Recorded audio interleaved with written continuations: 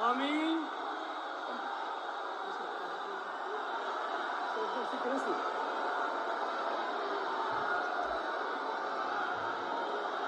আমি শুভেন্দু অধিকারী ঈশ্বরের নামে শপথ করিতেছি যে পশ্চিমবঙ্গ রাজ্যের মুখ্যমন্ত্রী রূপে যে কোনো বিষয় যাহা আমার বিবেচনার জন্য আনিত হইবে বা আমি জ্ঞাত হইব, তাহা মুখ্যমন্ত্রী রূপে আমার কর্তব্য সমূহের যথাযথ নির্বাহের জন্য যেরূপ আবশ্যক হইতে পারে তদ্গতিকে আমি প্রত্যক্ষ বা পরোক্ষভাবে কোনো ব্যক্তি বা ব্যক্তিগণের নিকট জ্ঞাপন করিব না বা প্রকাশ করিব না।